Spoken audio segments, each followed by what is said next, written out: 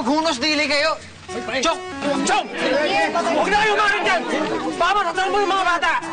Ako nang bahala dyan sa aswang! Hindi, Chok! Magsitigil kayo! Magsitigil kayo! Lumayuan! Hindi nyo ba narinig si Kayla?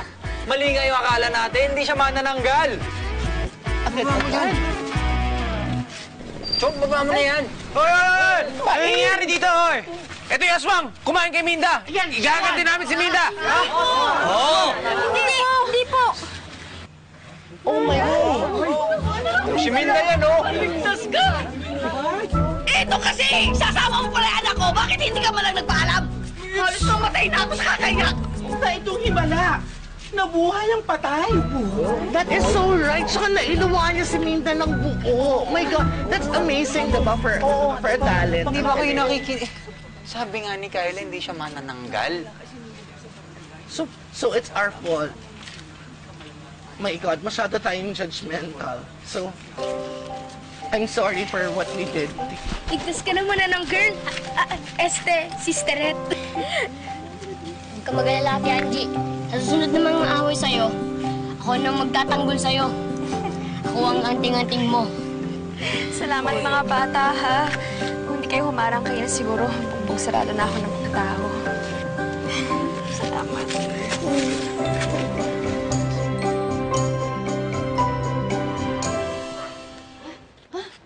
Zombie! Zombie ka! Mga kapitbahay! Hoy! May zombie! Dali! May Madam! zombie! Mga kapitbahay! Judgmental naman nito.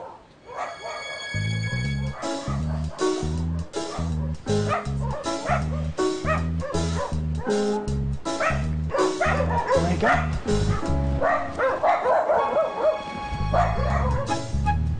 Sabi ko na nga, be.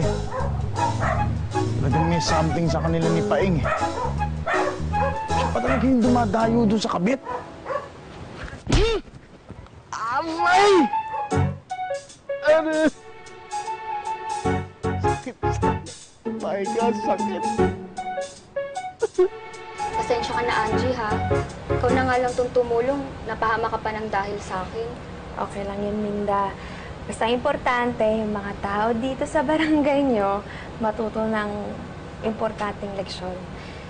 Na huwag basta-basta manghusga ng tao. Narinig niyo yun? Nako! Ikaw nga yung gigil-gigil sumugo, di ba? Huwag ka nang maingay, mababudget pa ako eh.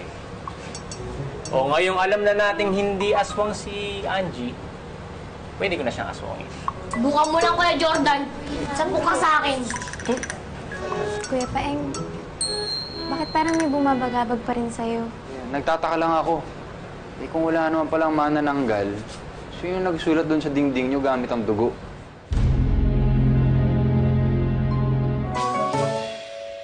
Paeng! Maika! Okay na. Nahanap na namin yung mga bata. Ligtas na sila. Yun o. Naku, nag-alala lang ako sa inyo. Buti na lang walang nangyaring masama sa inyo.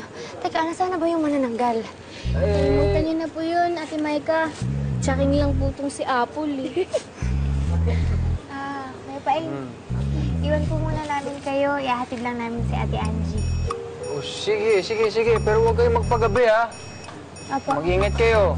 Girlie, hawakan mo yung kamay ni Girlie. Kuya Paeng. Hawakan mo yung kamay ni Girlie, ha? Sige po. Bye-bye po. Bye-bye. Kayla, mag-ingat kayo. Apo, kuya. Salamat nga pala sa pagpunta mo, ha? Alam mo, si Rita, swerte talaga siya, eh. May kaibigan siyang katulad mo.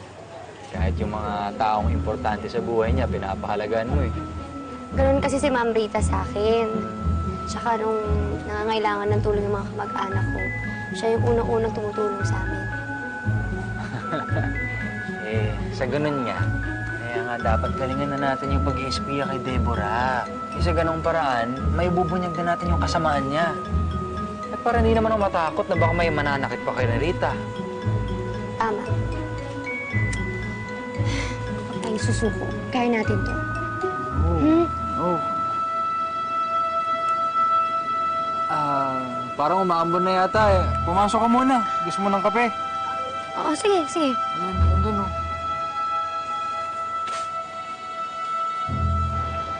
sana ako magbago sa'yo, Micah. Pero ito na yung gaganto mo sa akin. Kakalimutan ko na yung pinramis ko na magbabagong buhay.